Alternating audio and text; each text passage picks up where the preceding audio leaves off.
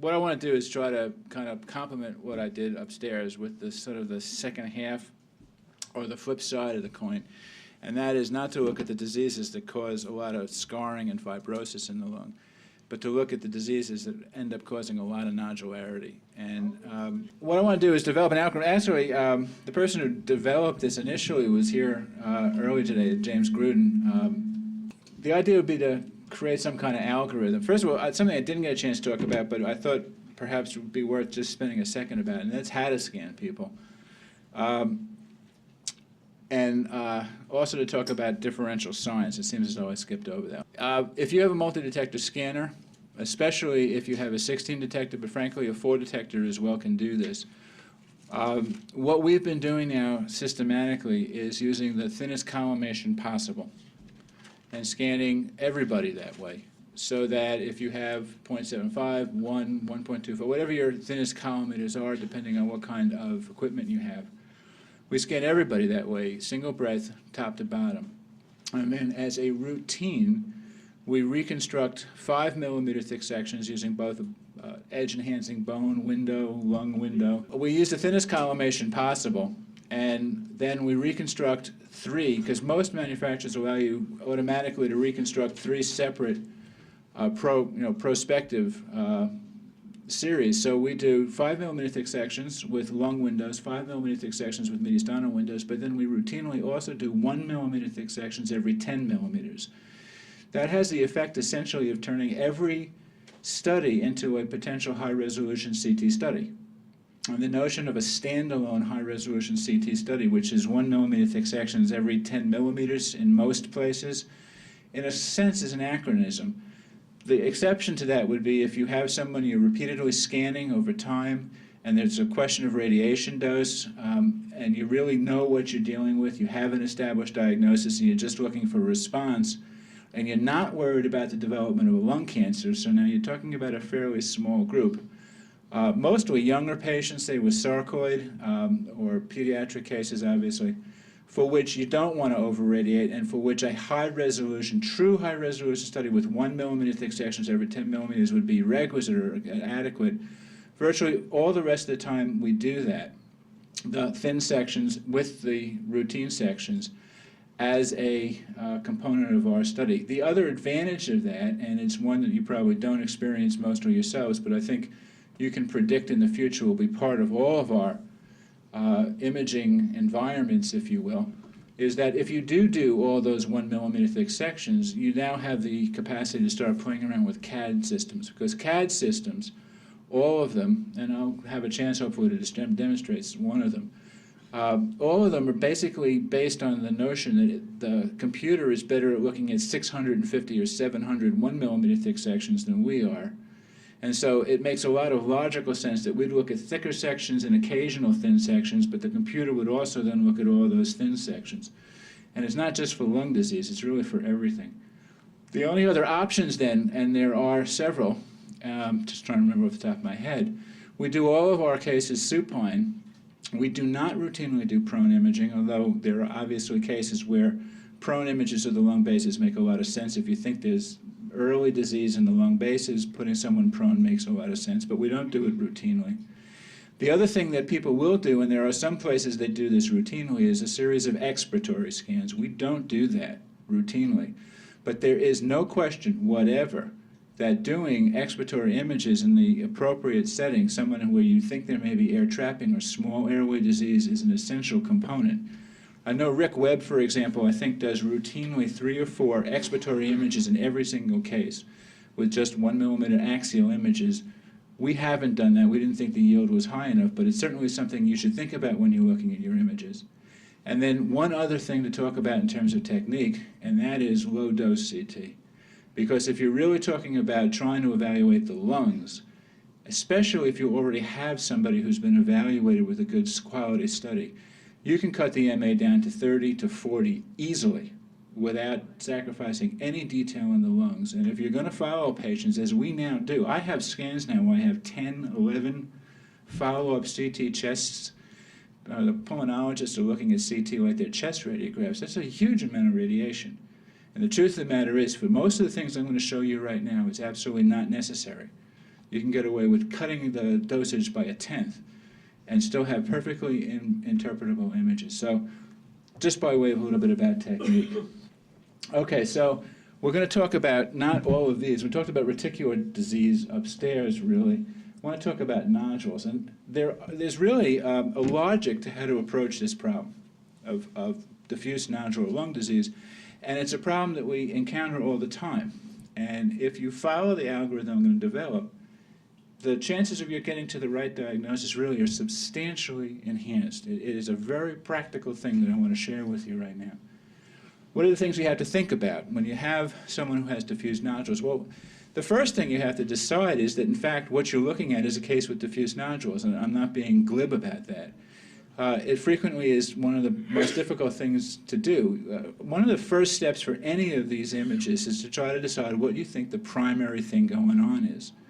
Is it diffuse haziness in the lung? Is it increased lines or reticulation?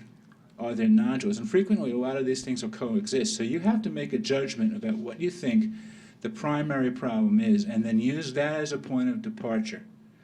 So having said that, if you think that nodules are the predominant problem, then what do you look for? Well, you certainly have the ability to look for the pattern of the distribution. Where are they?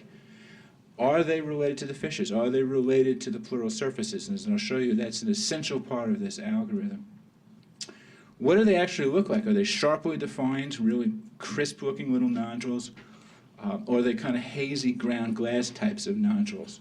How profuse are they? How many of them are there? And do they have any kind of morphologic features? And specifically what I have in mind here is whether or not they have a tree and bud configuration, which is another essential thing to try to identify, feel familiar with looking at, and then use as a means for differentiating between the various entities that cause diffuse nodularity in the lung. So real quick, let's just do lobular anatomy, because the key to this is going to be, in addition to looking along pleural surfaces and fissures, it's going to be remembering the anatomy of the secondary lobule. Because it is truly the one advantage over chest radiographs that we have when we look in cross-section is that we can actually define things in terms of the basic anatomic unit of the lung. So, very briefly, what's the secondary lobule? It's defined by core structures, as you'll recall. So, in the center, you have the pulmonary artery and its adjacent bronchiole. And then they ramify into capillaries and alveoli in the secondary lobule. And then along the edge of the lobule, secondary fissure here, if you will, but more likely called septa, interlobular septa, you have the veins and you have the lymphatics. When these things are up against the pleural surface like this, these tend to have right angle configurations. If they're in the middle of the lung, they can be hexagonal or polygonal in shape. Okay. So we talk about core central lobular or centrilobular distribution of pathology, and we talk about perilymphatic distribution, and I'll show you a million images in a second. But what we're talking about is the fact that there are some diseases that clearly center in and around the secondary lobular core, and there are some diseases that like to live along the edges of the secondary lobule. So what do we actually see? These are really kind of small structures. So the lobular artery itself is only 1 millimeter, and that's pretty much the definition of spatial resolution from most high-res C images. So what does that mean? That effectively means that we can see the central pulmonary artery. The bronchiole associated with it is the same size, but we generally can't see it because, in fact, you're not really seeing the pulmonary, the bronchus, because it's got air within it. So you're really relying on the wall to be able to see it. And obviously, if you look at these structures, 0.1 millimeter for the normal fissure and the normal interlobular septa, we're not going to be able to see those either. So in point of fact, a normal patient, when you look to see secondary lobular anatomy, it's actually very difficult to identify. What you'll see is a pulmonary artery that goes all the way out into the center of these lobules, but does not reach the pleural surface, which is the key to knowing that something is centrilobular. You may occasionally see a part of the septa, but oftentimes you don't, which means that if you look at most CT high-res images, you're not going to be able to identify secondary lobules. And that's the key. The key is that when you start to identify them, they're abnormal. And then it's just a question of deciding where the abnormality is in relation to this anatomy, right? So, ordinarily, what do you see? You don't look at this image, for example, and say, oh, I can see a secondary lobule here, because you can't. What you see is a pulmonary artery branching, reaching almost to the pleural, but not to the pleural surface. This is the central part of the secondary lobule. Same thing over here. One can imagine drawing, if you will, where a secondary lobule would be, but you don't see the septa, you don't see the veins, you don't see the lymphatics, you don't see the airways, right? Okay, keep that in mind. All right, so here's the algorithm. It looks a little bit complex, but it's actually much more straightforward than you'd imagine looking at this. That's probably because I've looked at it 1,000 times.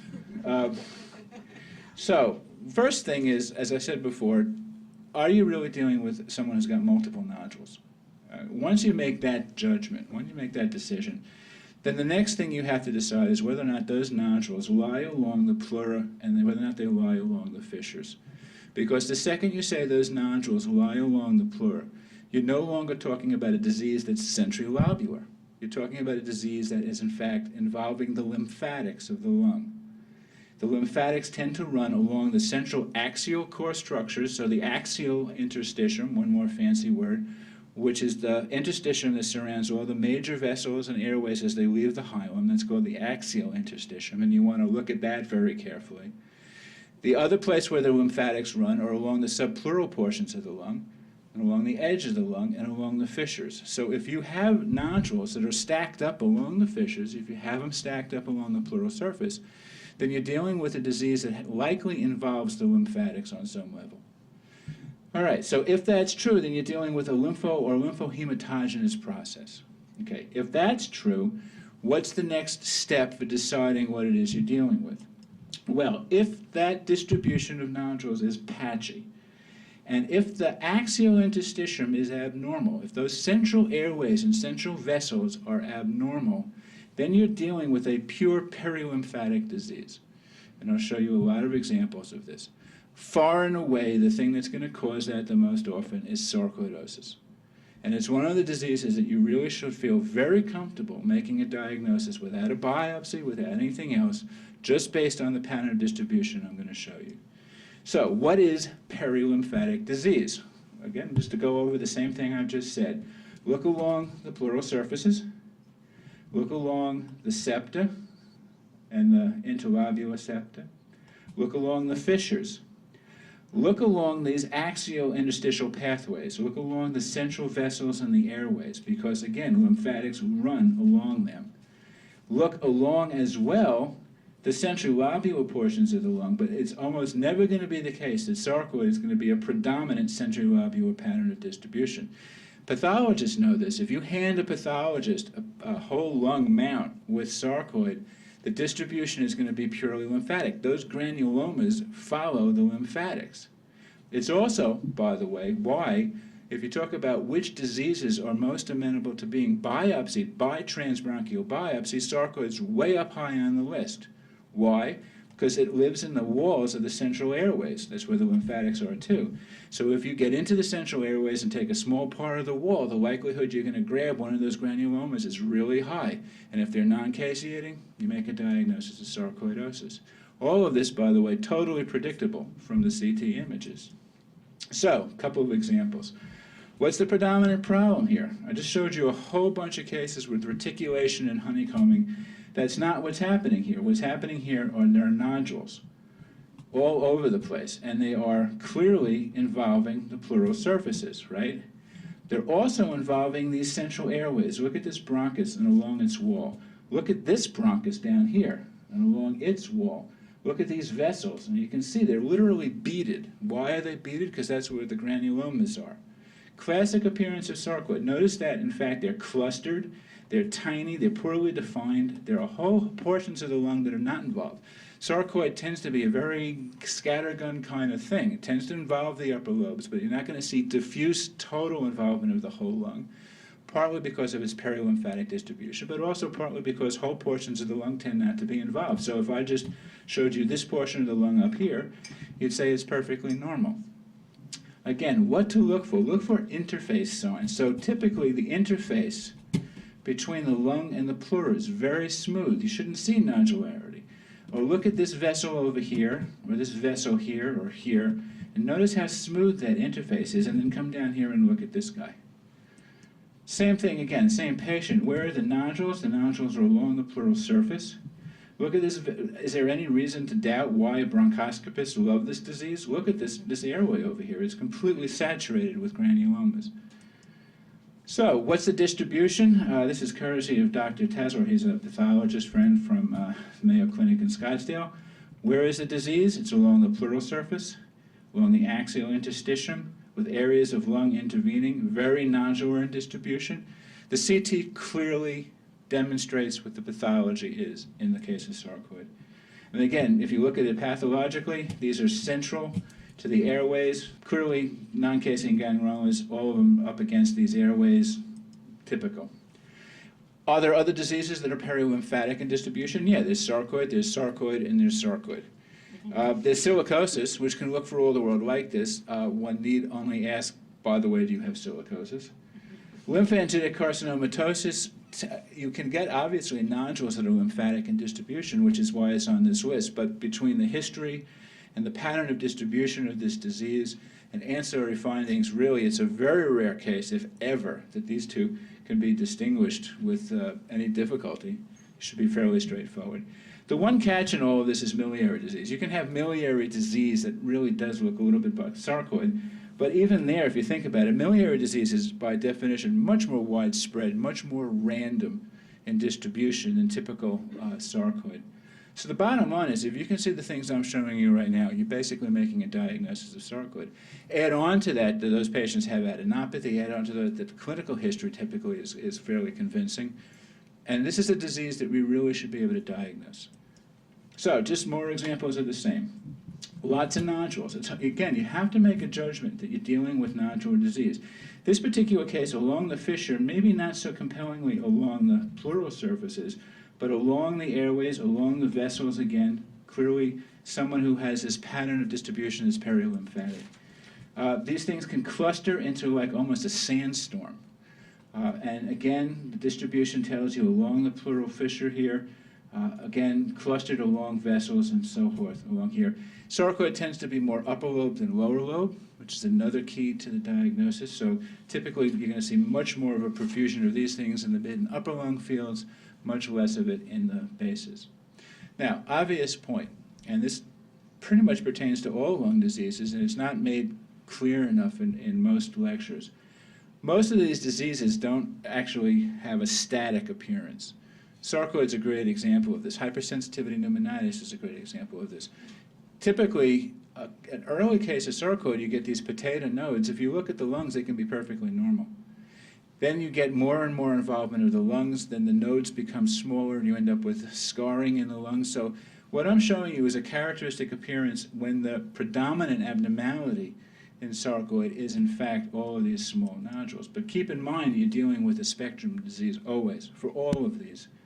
Just more examples of the same. Normal lung up in here, clusters of these small airways, nodular changes along the airways, nodular changes along the fissure. Look at this vessel, for example. You know, pathologists do the same thing. If you show a pathologist a slide, they don't look at the whole thing. They try to pick out along the edges the one or two characteristic cell, characteristic area of abnormality that tells them what the most likely diagnosis is. And the same thing is true for us. Look carefully along the axial interstitium. You don't need much more than this one area right in here to make a diagnosis of sarcoid. Again, the same thing. These are all basically the same pattern of nodules that are perilymphatic in distribution, clustered. Sometimes these things can coalesce into larger masses, can almost look like progressive massive fibrosis with these big, large masses that occur in the upper lobes. And you can have these break down. Occasionally, cavitary sarcoid is something to be concerned of. So you get these kinds of more fibrotic changes, but they don't really look like the IPF cases I showed you upstairs. So where are they? First of all, they tend to be more upper lobe than lower lobe. You can see these distorted airways, but again, even here, look along the edges, and you get the sense that you have all these small nodules all over the place, clustered, and here more of a conglomerate mass, typical of a much more severe case of sarcoid. But again, this pattern still should be very diagnostic of that. So it's perilymphatic, it's clustered, tends to be more upper lobe. People talk about ground glass attenuation in sarcoid. It's rare. What you're really looking at are just this conglomeration of small nodules that give you kind of a haziness. If you look really carefully, you'll see you're looking at small nodules. What about the lobular septa? I made such a big stink about that. Interestingly enough, the distribution of sarcoid is not characteristically along the septa, even though that's where the lymphatics run. So, for example, if you look at any of these cases, does anyone see a secondary lobule here? Does it jump out at you? The answer is no. And the reason is because, for whatever reason, these nodules tend to be along the pleural surface, along the axial interstitium, and they tend not to be primarily involving the septa. Why is that important? Because that's what you see in lymphangitic cancer, and we'll show you examples in a second. Again, more clustered disease, more massive, but again, look at these airways, huge nodes along the fissures, nodules along the pleural surface, really kind of clusters of ill-defined nodules, some of them conglomerate. This is not cancer. The one thing you have to be a little wary about in sarcoid is these patients can get TB, so if you start to see cavitation, you do have to be aware you can have sarcoid and TB together, especially if you work at Bellevue Hospital. Upper lobe distribution, the lung base is spared. Again, you should have no problem differentiating this with IPF. Just as a parenthetical thing, there was a really important study that was done in the University of Arizona some years ago, where they looked at a registry of everyone with diffuse lung disease. By far, the two most common diffuse lung diseases are IPF and sarcoid. They account between them for almost 80–85% of all diffuse lung disease.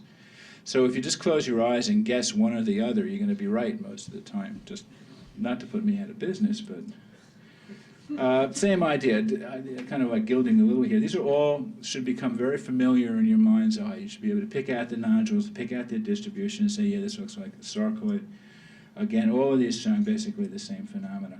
Let me show you a really subtle case, because they can be very subtle. Notice that most of the lung here looks perfectly normal, but look along this fissure, it's nodular.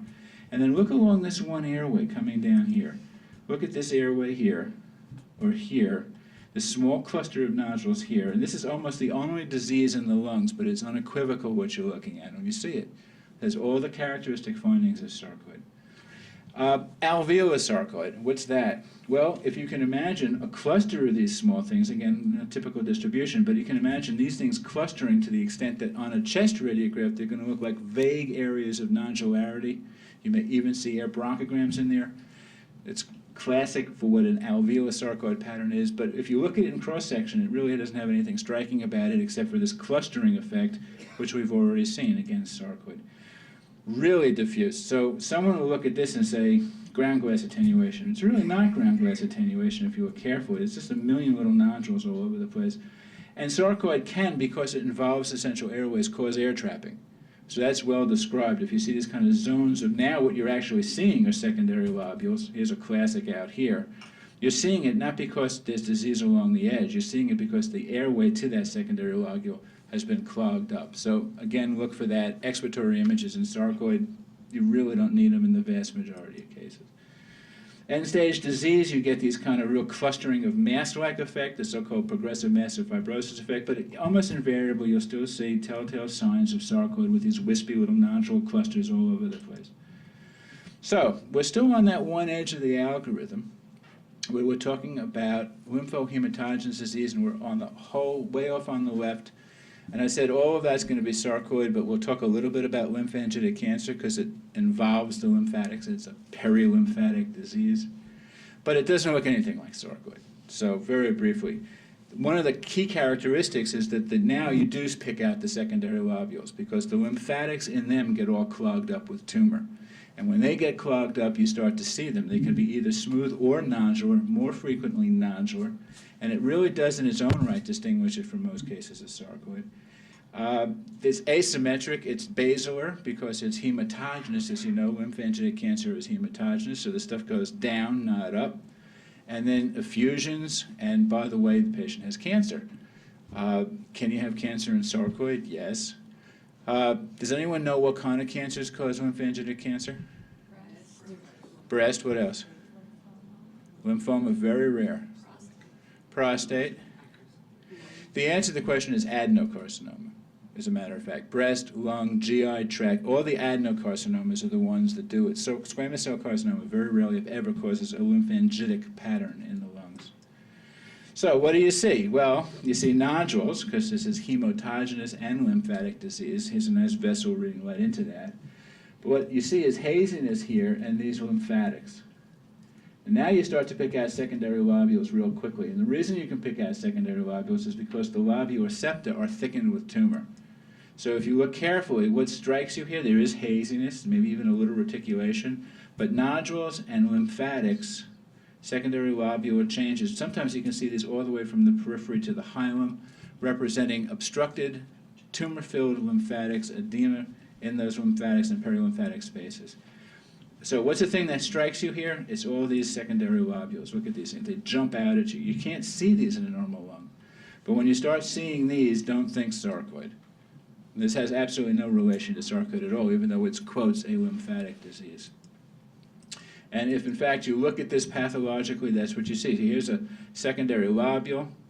The septa where the lymphatics run are nodular, they're beaded, and you can actually see this running all the way along the septum here, the fissure, all the way to the central hilar regions. Classic for someone who's got lymphangitic carcinomatosis. All right, so if you have nodular pleura and fissures, lymphomatogenous, if it's patchy, if the axial interstitium is involved, upper lobe, think sarcoid. Okay, what if, in fact, you have disease along the pleural surfaces, but it's much more diffuse, and the axial interstitium actually looks normal? Well, then what you're really dealing with is a random distribution of these nodules.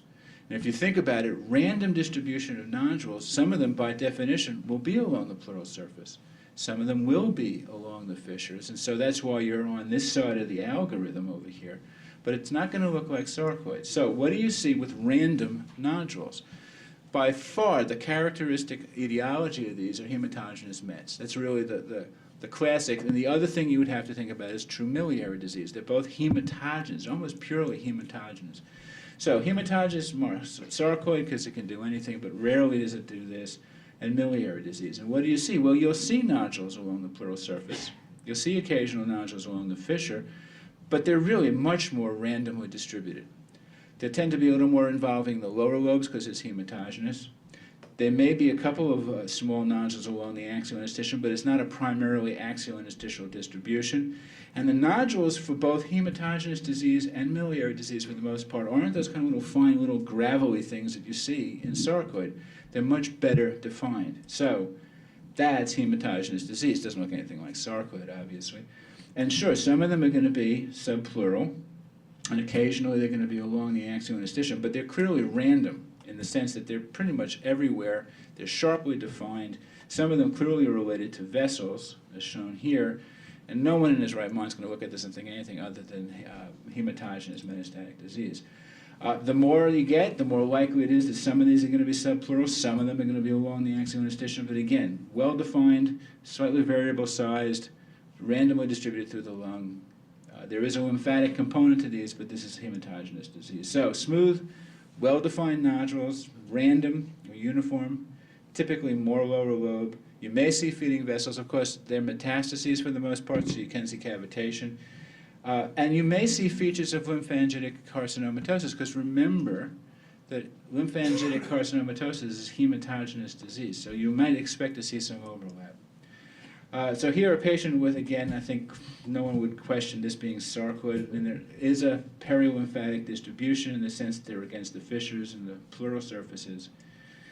Again, just a profusion of these nodules. This is where it gets harder. I mean, the other ones are fairly obvious, but what about something like this? Well, again, there are well-defined nodules, but while some of them are up against the pleural surface, these are really random. This doesn't look like the sarcoid I've shown you. They're all over the place. They're kind of almost scatterguns throwing them into the lung. This is somebody with miliary TB. And what about a case like this? It gets even a little harder because the nodules here aren't as well defined, but they're clearly, some of them are subpleural in location. The predominant abnormality here is nodules, but again, they're all over the place. This is in fact metastatic disease. This is renal cell carcinoma. History helps. Someone who's got miliary disease, for the most part, that patient's going to be pretty sick. Not invariably, but pretty often. Someone's got renal cell carcinoma and shows up with this, you're not going to think sarcoid either, right? One of the things that kind of fascinates me about all the studies that we have in our literature, by the way, is invariably, or almost invariably, the way the papers are written are, some radiologist, a group of radiologists, has shown a bunch of cases without clinical history and asked to see whether or not they can make a diagnosis. Does that make any sense to anybody? Because it's never made any sense to me. I mean, the real measure of whether or not what we're doing is effective or not is if we have all the information that we're supposed to have, and then try to figure out if you can figure out what you're looking at. Anyway, so much for that rant. Perilymphatic sarcoid random nodules, and again, I think once you see them side by side, really straightforward, okay? Just another example of the same, perilymphatic and random, just to make the point of how variable and really different these things really are. Okay, you don't have, doesn't that sound good? You don't have nodules along the pleural surfaces of the fissures, or they're not the predominant finding. Well, now what? Well, if they're not along the pleural fissures, the reason I went all that detail about the secondary lobule is that they're now going to be centrilobular. And the hallmark of centrilobular disease is it doesn't reach the pleural surface. So if you have a whole bunch of nodules, but in fact none of them are along the fissures and none of them along the pleural surfaces, don't think along this line, start thinking over here. So what are our choices on this side of the equation? Well, there are really two different breeds of centrilobular nodule.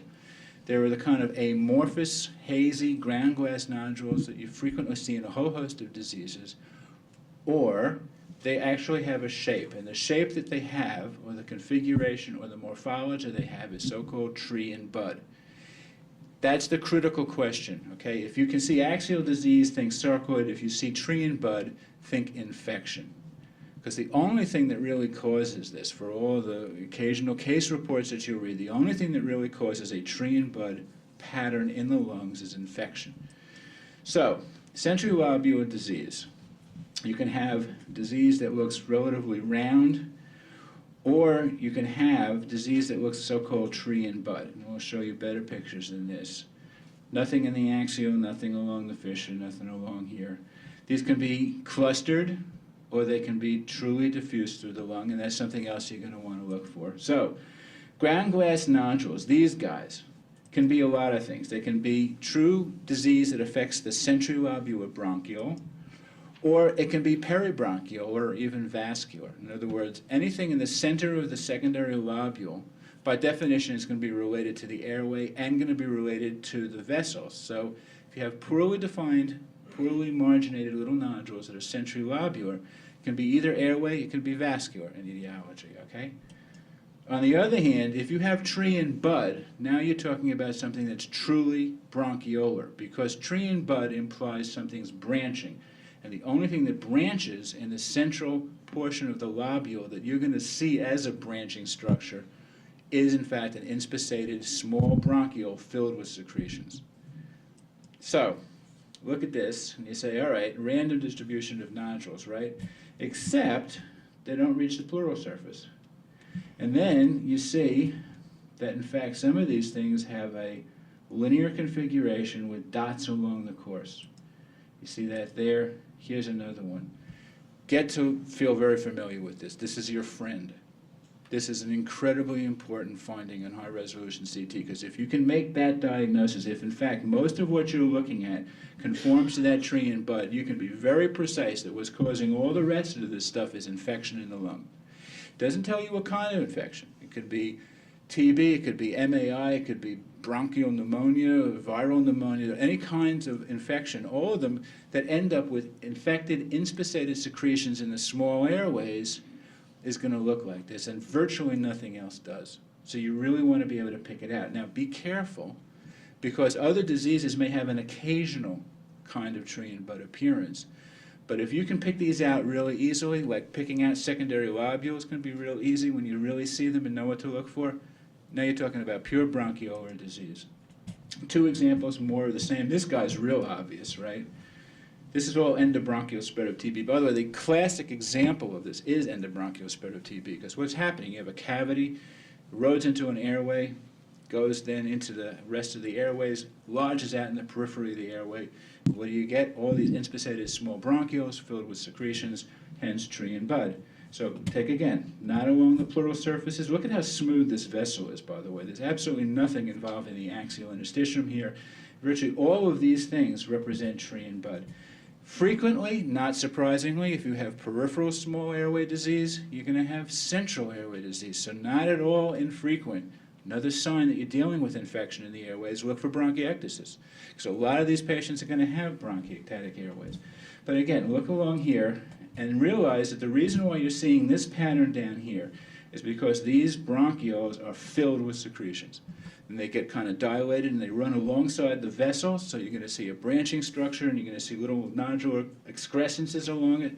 That's why you see this. So, you have sometimes some problem doing coronal MIPS, coronal reconstructions, by the way, very frequently are helpful because what might not look like an axial distribution, a tree and bud, when you do a coronal image, unequivocally becomes a tree and bud. Again, all of these, I mean, once you've learned to look for these things, they really just stand out. And these central airways, by the way, are a little dilated.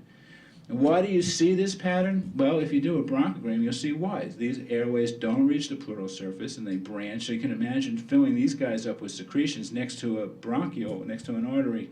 That and that are the exact same thing. Just more examples of the same, really gilding the lily. So this is an old study. Actually, probably needs to be repeated because it's almost a decade old, but I would swear by this because it's been our experience. Retrospective evaluation, this is Gordon Gansu's work with Susan Aquino. Looked at all different kinds of airway diseases, so bronchiolitis obliterans, BOOP, extrinsic alveolitis, respiratory bronchiolitis, bronchiectasis, so forth. They found tree and bud in about 15 or so % of patients with pneumonia, a whole bout, frequently seen in bronchi, not seen with anything else. Well, these are all infectious etiologies. So again, when you see this, think infection. Okay, so you have nodules that are centrilobular, but they don't have a tree and bud configuration. So now we're all the way over here. So diffuse ground glass nodules. Now, this, as I just finished telling you, could be related to the centrobronchial or peribronchiolar, or even perivascular. Occasionally, very rarely, pulmonary edema can give you centrilobular nodules. But it looks very different than what I just showed you in terms of tree and bud. And there's a whole host of differentials that you have to think about here. So, does this look like sarcoid? Does this look like lymphangitic cancer? Does it look like IPF? Does it look like anything I've shown you up to now? No. What are we dealing with? We're dealing with poorly defined ground glass nodules everywhere. Virtually everywhere. None of them along the pleural surface, none of them really along the fissure. Here's one, here's one, there are literally innumerable of these. Poorly defined ground glass nodules uniformly distributed through the lung. Differential is hypersensitivity pneumonitis. Subacute hypersensitivity pneumonitis at that. Almost invariably, this pattern is hypersensitivity pneumonitis. All of those. And once you've seen one, you've seen them all. So these are two patterns of centrilobular disease. Over here, classic tree and bud. Over here, classic centrilobular ground glass nodules. This is hypersensitivity pneumonitis, and this is a viral pneumonia.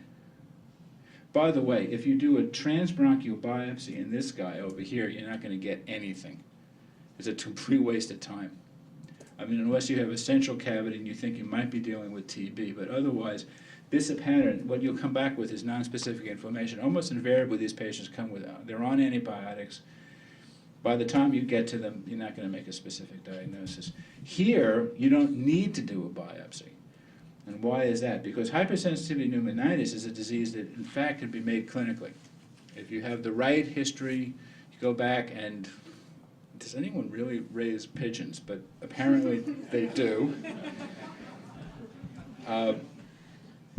We see them several times a year, but there are drug reactions that can do this and so forth. We go back and say, listen, and you're the first person who's going to make this diagnosis because these patients all come with the same symptom. If you haven't noticed from pulmonologists, you can't breathe, you're coughing, maybe you're coughing up blood, you have chest pain. Did I cover it?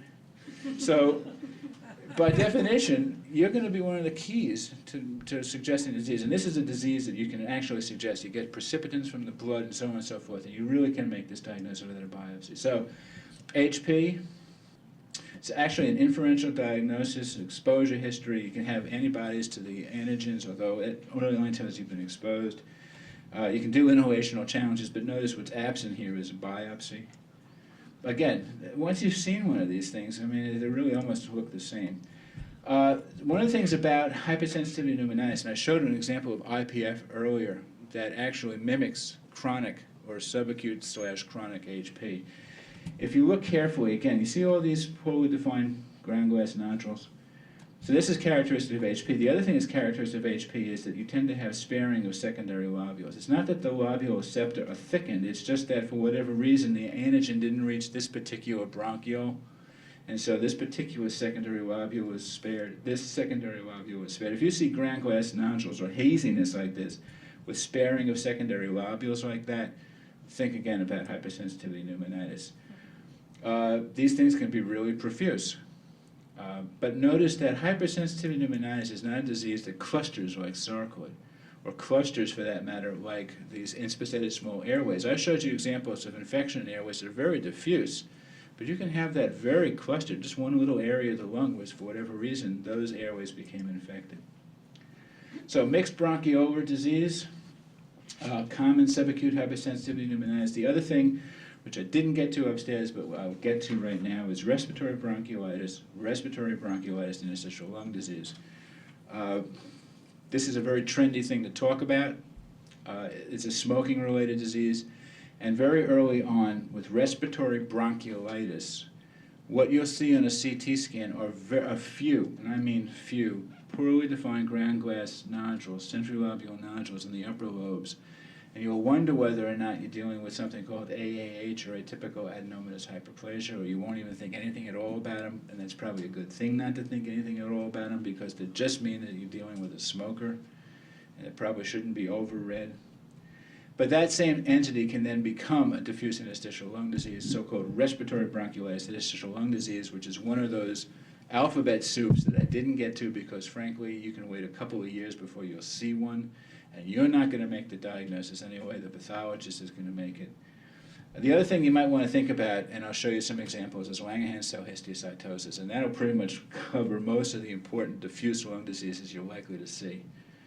Sarcoid, well, again, sarcoid can do anything, but you can count the number of times you're going to see this pattern in sarcoid. Lymphoma can do this. Be aware that, again, you have some lymphatics that can, in fact, occur in the central portions of the lung and give you diffuse nodules, but it's really very rare.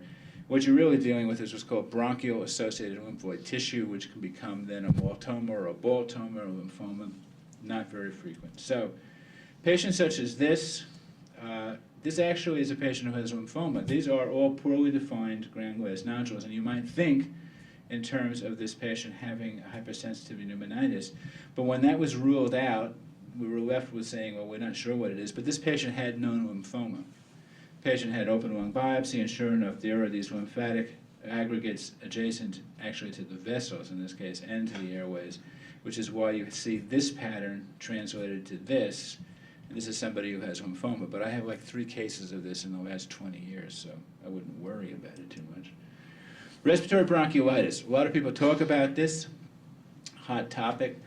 I don't know why it's part of that alphabet soup, because this is a smoking-related disease. It's not idiopathic. What you get is these pigmented-laden macrophages that first start out in the central small bronchioles, but can occasionally incite some reaction around it, and then can in fact involve the entire lung. And so what you're really dealing with is this spectrum of respiratory bronchiolitis to respiratory bronchiolitis interstitial lung disease to desquin interstitial pneumonitis. It's really all the same disease, but it's a spectrum of severity, and it occurs in smokers. So what do you see? You see these kind of ground glass nodules, but this is a patient who, in the absence of anything that would go along with a hypersensitivity pneumonitis or any other known etiology, if you find this is a smoker, this patient's going to have an open lung biopsy anyway. But just thought I'd show you a case of respiratory bronchiolitis. Another case of respiratory bronchiolitis, again, you get these poorly defined little nodules, some ground glass. Here actually making a distinction between kind of patchy ground glass attenuation and nodules really is pretty subtle. Because when you get to the point where you no longer just have disease in the bronchioles, you're really talking about a more diffuse pattern, and you're not going to know what this is, so you're going to end up biopsying them. But the truth of the matter is, again, it's a rare entity in my experience. So this is what it looks like when you see it more diffuse. And then there are cavitary nodules, just to keep that really quickly so we can finish this up.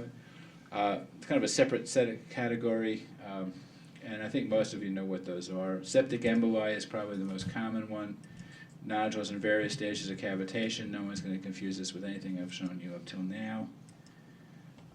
You can occasionally see these little donut signs. And this is somebody who has diffuse alveolar cell carcinoma.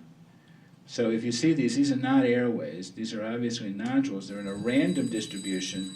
And if you see kind of like these little cavitary changes in them, think in terms of bronchoalveolar cells. So these are, I'm just kind of like finishing off the edge, if you will, polishing the subject. But these are all rare entities, and I wouldn't worry about them.